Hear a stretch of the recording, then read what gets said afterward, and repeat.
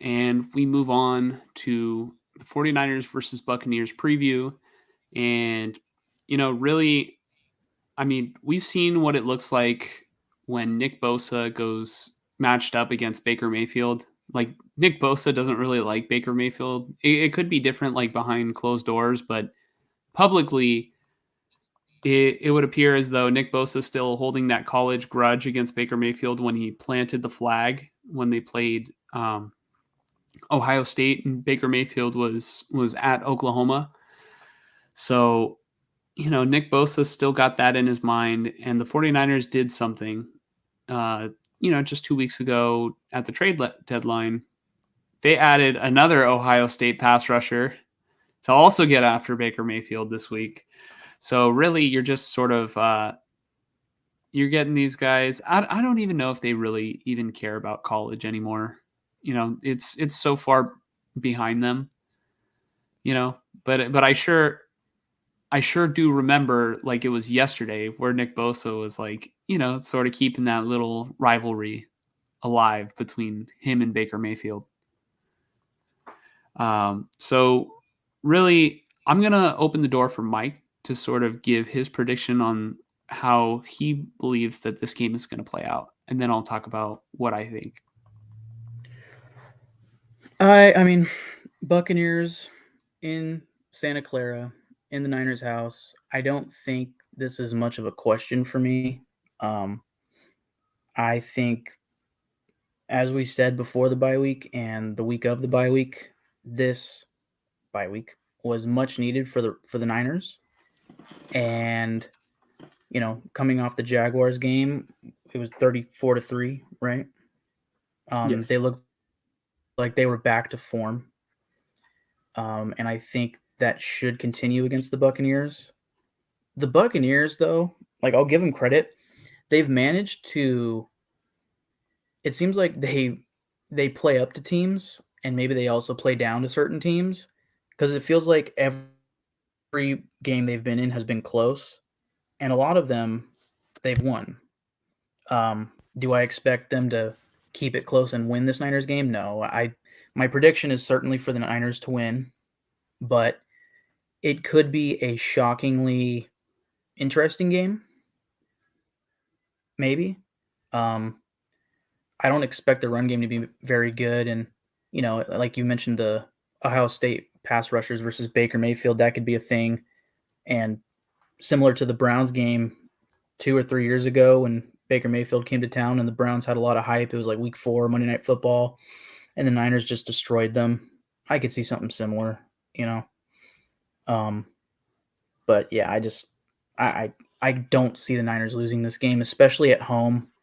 And again, coming off a big back to form game, and 2 weeks or really a week removed from the bye week, they're well rested, um, and they're coming off a big win. So yeah, and they need these wins. They need these games moving forward.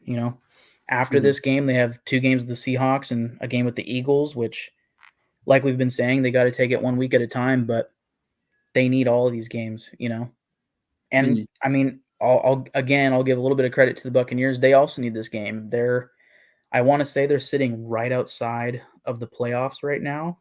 I want to say they're the 8th seed in the NFC, and they're in a race with the Saints trying to win that division. So they're certainly uh, they have a lot to play for too. But I just think this Niners team at full health with Debo and Trent Williams, give me the Niners.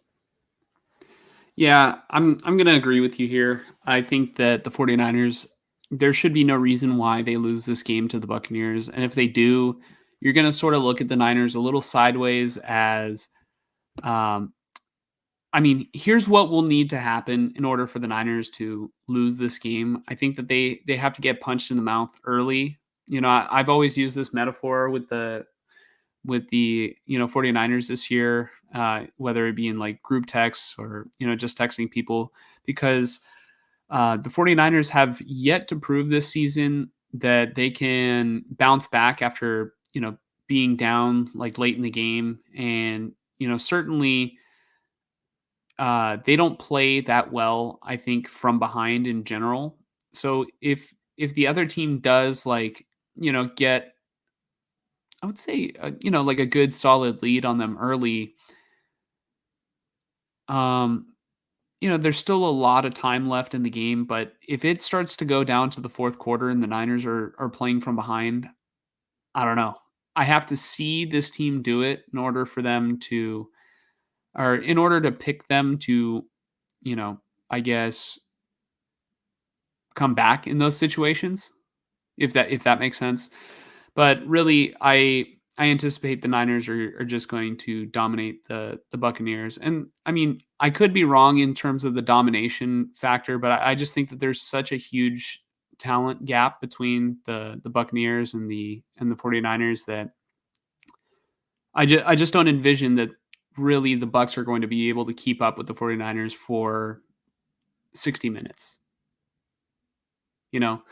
So really, I'm also going to pick the Niners. I think that they match up pretty well. They showed that they could stop who I think is a better running back in Travis Etienne last week. And the Jaguars just traded for an offensive lineman, and I believe he played last week. So it's like the Buccaneers might have a better offensive line. And they've been able to get the run going like over the past 4 or 5 weeks. And it'll definitely be an interesting thing to see if the Niners can stop him on the ground. And then I don't really trust Baker Mayfield to win them the game. Although Mike Evans is going to be the guy in the secondary that the Niners are going to absolutely need to, shut down. Mike Evans, he's really a big play receiver, I think.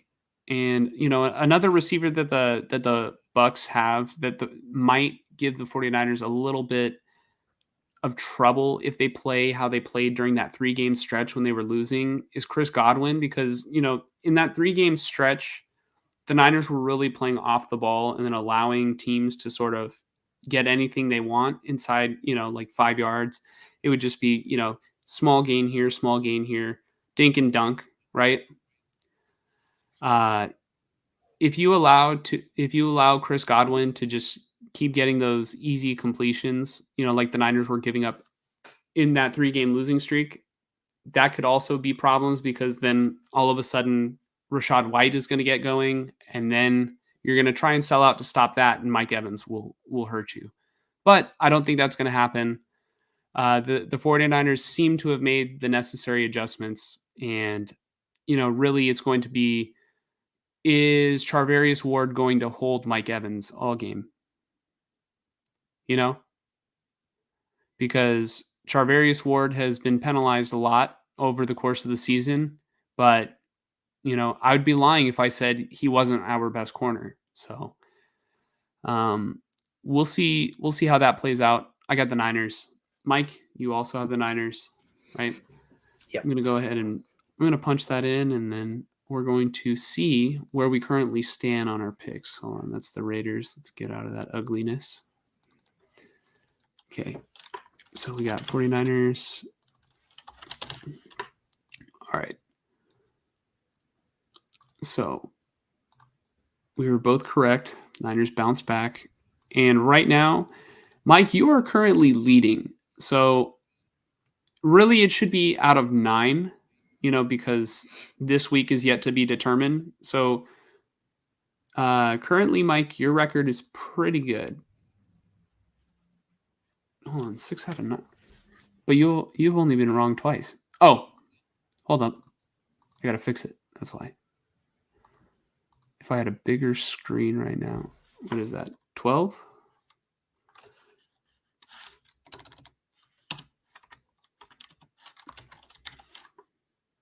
Okay, there we go. Can't believe I almost forgot. Comma D. All right. So, Mike, you're doing pretty good. You've only been wrong twice this year on the Niners side of things. On the Niners, yeah. Yeah. So, I mean, I don't really have much else to say. We just have to see the way that the game plays out. Hopefully Brock Purdy can, lead the team to another 30-point game. It sounds spoiled to say that I expect it, but with all these weapons, Deebo Samuel really opened things back up, and Purdy was less predictable. So I anticipate that so long as Deebo stays healthy over the course of the game, all the playmakers stay healthy. There's no reason why this 49ers team with with all this talent can't keep putting up numbers. Yeah.